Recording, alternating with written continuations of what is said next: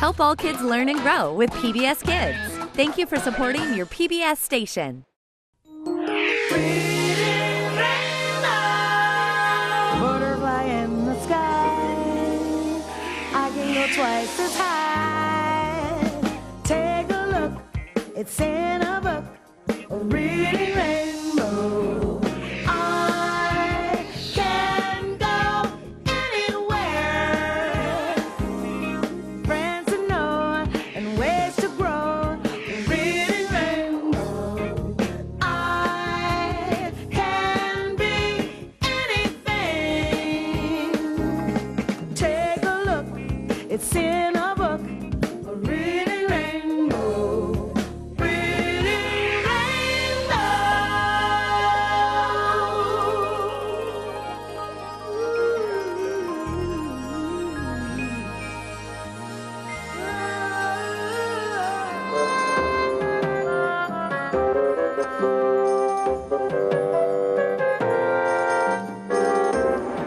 Hi there, and welcome to the bumpiest taxi ride in Boston. Our camel's name is Ah. It's an Arabic word. It means brother. Oh, brother. We usually think of camels as moving across the deserts of Egypt. In fact, camels are called ships of the desert and are right at home with the huge figures of the Sphinx and the pyramids. These mountains of stone were built thousands of years ago by the ancient Egyptians, and today they are known as one of the 7 wonders of the world. The pyramids were burial monuments for the kings and queens of Egypt, silently guarding their secrets of the past. Today, Ah is taking us on a journey into the history and mystery of ancient Egypt to unravel the secrets of Egyptian mummies. Mummies? What are they? How are they made? And who made them? Do you know what a mummy is? Your mom. Is someone wrapped up?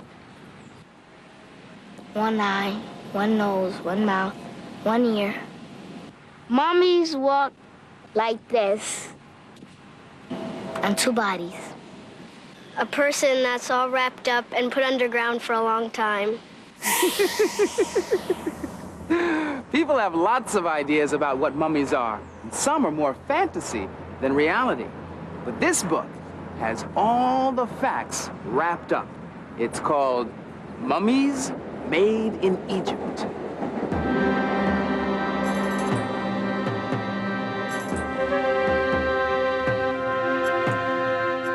Mummies Made in Egypt. Written and illustrated by Aliki. Read by Corinne Orr. Ancient Egypt was a long, narrow country, divided in half by the Nile River. The land beyond was desert. There the ancient Egyptians buried their dead. The ancient Egyptians had one great wish. That wish was to live forever. Egyptians believed that after they died, a new life began. They would live in their tombs as they lived on earth. In order for a person to live forever, the body had to be preserved or mummified. A mummy is a corpse that has been dried out, so it will not decay. The earliest Egyptians were mummified naturally. The corpse was buried in the ground. The hot, dry sand of Egypt dried out the body. But as time went on and burials became more elaborate, people learned how to embalm or mummify their dead. Embalmers became so expert that the mummies they made remained preserved for thousands of years. Mummification was a long, complicated, and expensive process. It took 70 days for embalmers to prepare a body. First, they took out the organs. They started with the brain. Then, the inner organs were removed. The body cavity was stuffed with bundles of a chemical called natron. Then the whole body was covered with natron, and the corpse was placed on a slanted embalming bed with a groove at the bottom. Fluids from the corpse dripped into a container. Natron dried the body out the same way the sand had. After 40 days, the natron packs were removed. The dried, shrunken body was sponged clean and brushed with oils, ointments, spices, and resin. The arms were crossed, and the mummy's fingernails and toenails were covered with caps of gold. The mummy was adorned with jewels of gold and precious stones. Then the body was carefully bound with long, narrow strips of linen. Fingers, toes, arms, and legs were wrapped individually. Every few layers were glued together with resin. After 20 layers, the mummy's body took on its normal size. The bound head was covered with a portrait mask. The mask, too, was bound. Then the whole package was wrapped in a shroud and given a last coat of resin. The mummy was finished. Meanwhile, skilled artists, sculptors, and carpenters prepared for the burial. They made the coffin, or a nest of coffins like these, for the mummy. The coffins were painted inside and out with gods, goddesses, and magic spells of protection. A splendid sarcophagus, or stone box, was made to hold the mummy's coffin. The walls of the royal tombs were carved and painted with scenes from Egyptian life. A long, solemn funeral procession took the mummy to the tomb. As years went by, tombs became bigger, stronger, and more elaborate. Pharaohs, or Egyptian kings, had pyramids built for themselves. Pyramids were huge stone monuments. They were magnificently carved and painted. When the funeral procession came to rest at the tomb, the mummy was put into the sarcophagus, which was covered with a heavy stone lid. The entrance to the tomb was sealed up with a wall of stone slabs. At last, the mummy was in its eternal resting place.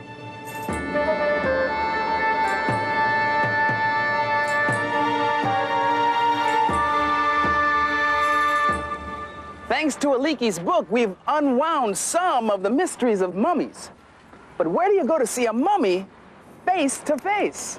Well, if this were ancient Egypt, Akhir could take us to a pyramid. But we're in 20th century Boston, and our destination,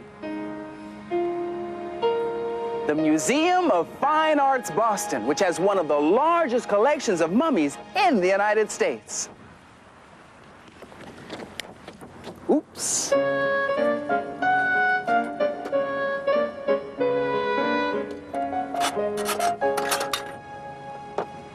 Let's go.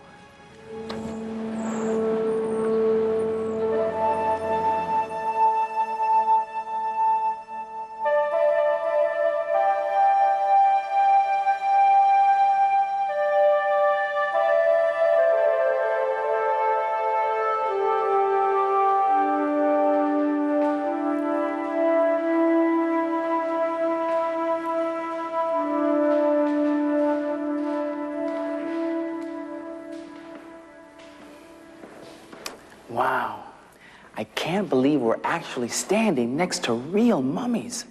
They're over 3,000 years old, and what makes them even more special is that we know who they were.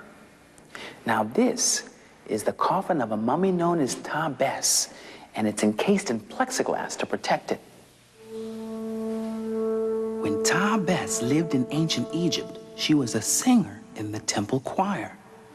The beautiful paintings on her coffin call her the songstress of Amen. The paintings also tell us that Ta-Bess was married to a barber who shaved the heads of the temple priests. This is the mummy of Nes-Mut-At-Neru. Her coffin says that she was the lady of the house. Now, this probably meant that she took care of a home and possibly children. Her mummification was very costly because of the fine linens and the beautiful beadwork adorning the body. Mummies were hidden for centuries deep within the protective walls of the pyramids. Mummies were also buried in other sacred places like the cliffs of the Valley of the Kings. The mummies were laid to rest in beautiful burial chambers that were cool, dry, and dark. Hundreds of paintings decorated the walls with scenes of ancient Egyptian men and women silently working, suspended in time for thousands of years.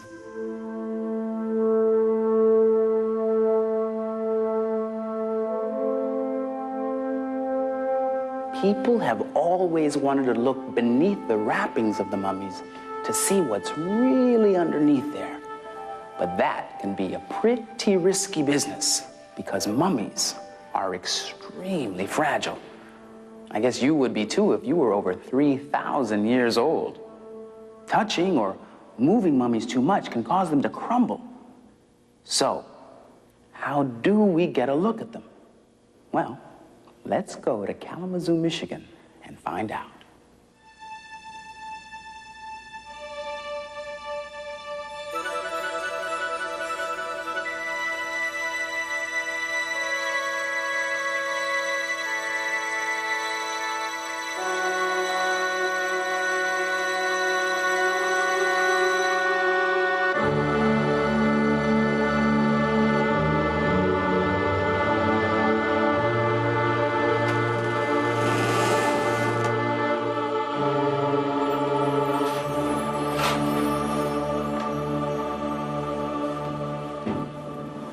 Mummies aren't moved very often, but this is a special occasion. This mummy has a doctor's appointment. The mummy's head was unwrapped before it was donated to the Kalamazoo Public Museum, and now the curator wants to find out more about the mummy. Today, we'll look under the wrappings as 20th century medicine probes secrets that are over 2,500 years old.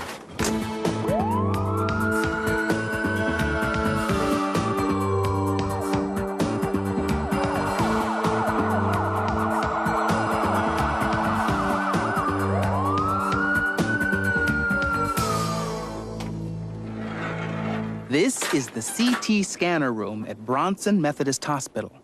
The CT scanner is a special kind of X-ray machine that takes detailed pictures without damaging the mummy. The X-ray session is being supervised by Dr. Robert Fosmo, a radiologist, and Dr. Lorelei Corcoran, an Egyptologist. Patient? Mummy? Age? About 2,500 years. Physician? Myself. All right, let's see what the CT can show us that's beneath the wrappings.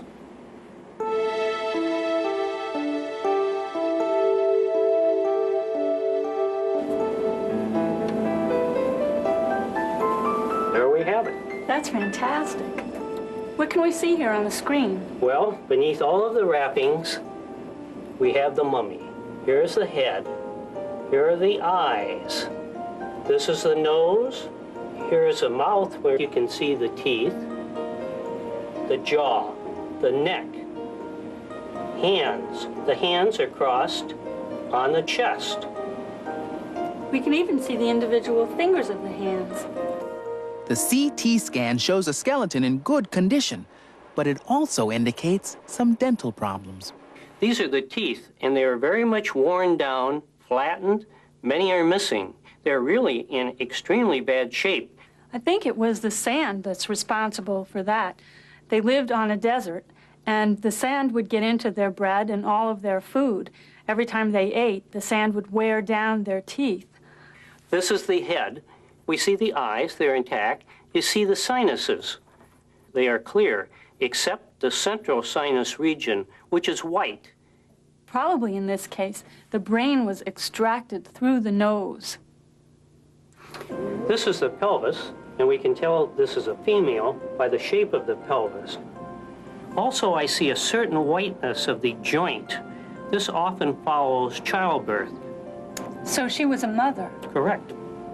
The X-rays tell us part of the story, but we also want to know, what did this mummy look like? Using the CT scans, a forensic artist will create a model of her face. The first step in the reconstruction of the mummy is to make life-size drawings from each of the scans. Ray Evenhouse uses the CT scans to create an exact three-dimensional replica of the mummy's skull. The next step is to transfer the drawings onto styrofoam board, which gives me a layer in the skull.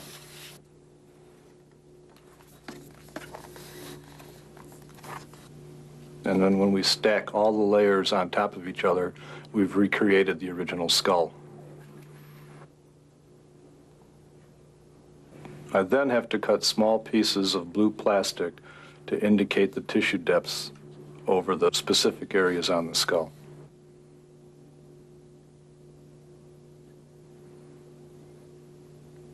The skin and the muscle on the face are at different thicknesses in different areas, and the markers tell us how thick the clay it should be in those areas.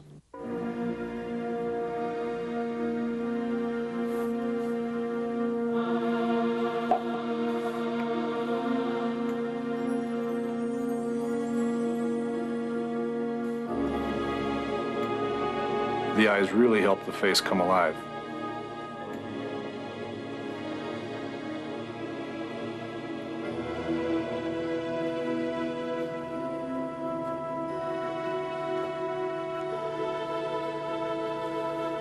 After the model is finished, I have to add coloring to the face. In the lips, for example, I use a soft red color.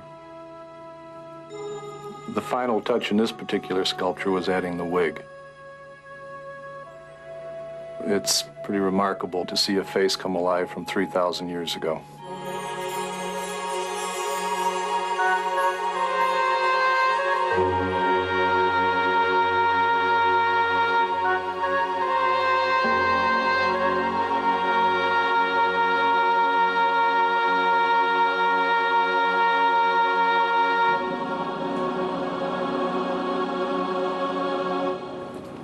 I just thought I'd check on Ak, put some more money in the meter. You know, it's easy to buy some time for parking, so Ak won't get towed away.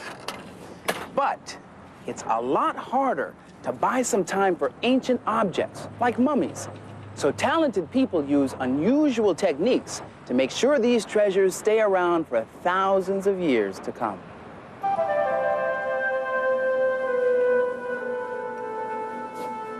Hi, I'm Mimi. Hi, LeVar. How you doing? I'm well. How are you? I'm fine. This is Mimi Levesque, and she works here at the Conservation Laboratory at the Museum of Fine Arts, Boston. Mimi, what are you doing here? Well, I'm cleaning a mummy of a little cat, LeVar. You mean they actually mummified animals, too? That's right. They mummified them as religious offerings. Do you have any other mummified animals here? Mm-hmm. Look, we have a little mummy of a lamb. No, wait. How do you know that that's a lamb there? Well, you can see his eyes here. And the ears, they were put on in linen at the back. Uh-huh. And then the mouth was done in linen at the front. And then they wrapped him up like that. I see. And what's this over here? That's a mummy of a crocodile. Really? Yeah. There's his head. That's right. Right? And his body is here. Uh-huh. And this would be a tail. That's right. Amazing. Mm-hmm. So how do you know that this is really a cat? With this one, you can see it was made to look just like a little cat. It has its head here, and then little buttons were put underneath the linen to make it look like eyes, and linen ears were put on the outside. And where's his tail? The tail would have been all wrapped up inside. Mm-hmm. And these squares on the top, these are just decorations for the mummy? That's right. Now, what were you doing with the cat when I came in, Mimi? While I was cleaning the cat, I'm taking the dirt off of the surface of the linen first, and then what I'm going to do is take off these little moth casings.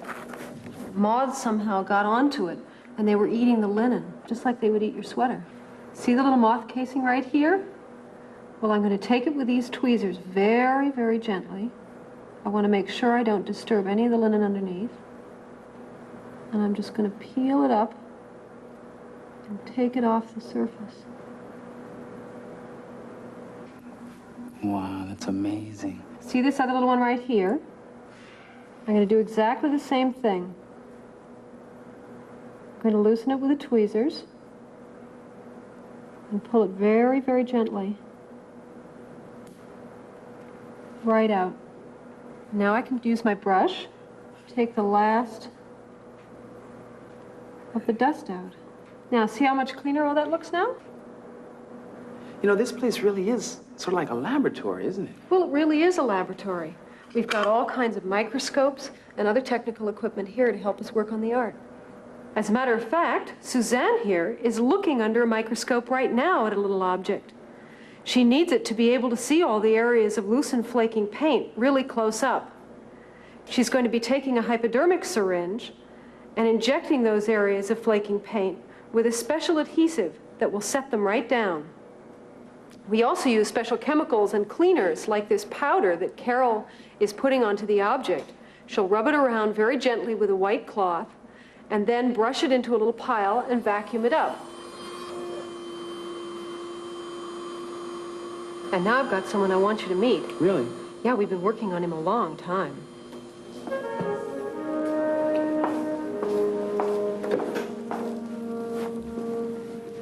This is my friend E.T. He's a mummy who's 4,000 years old. Really? 4,000 years old. Now, why is he here in the conservation lab?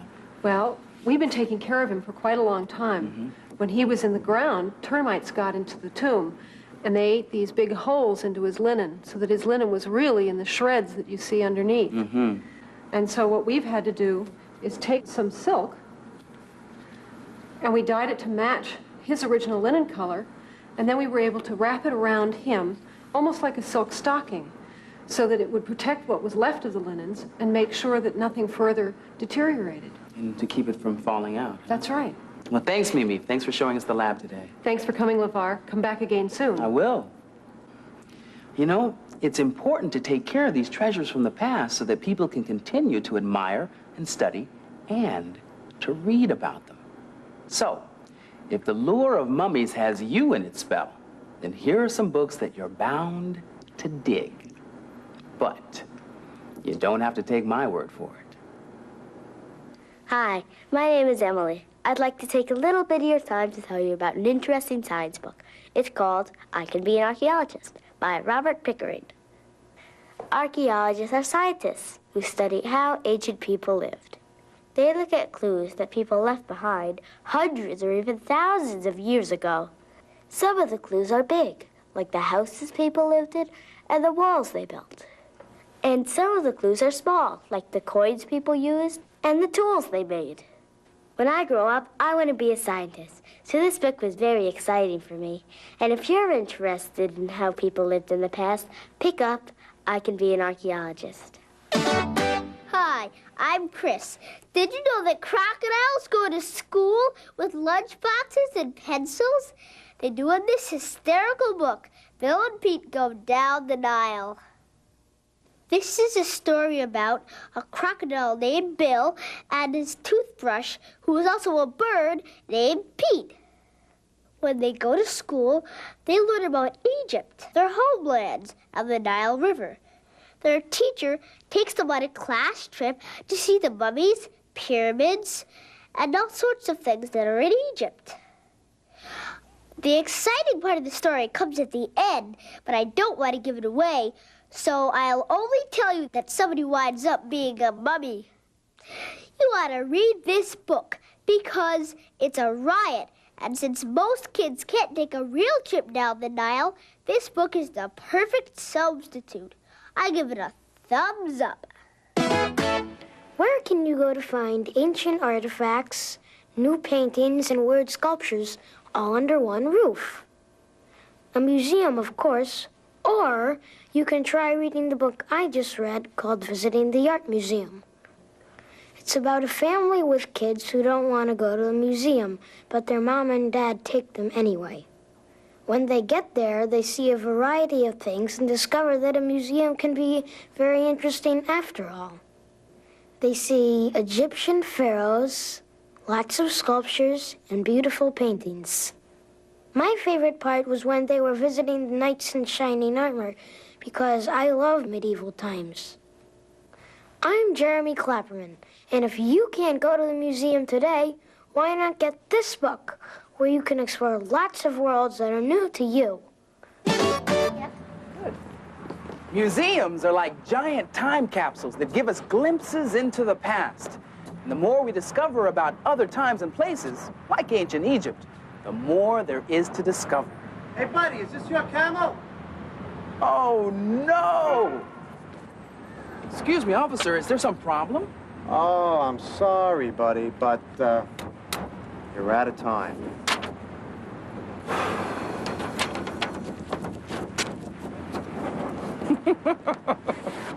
Oh, well, I guess we are. I'll see you next time. Did you let that guy give us a ticket, huh?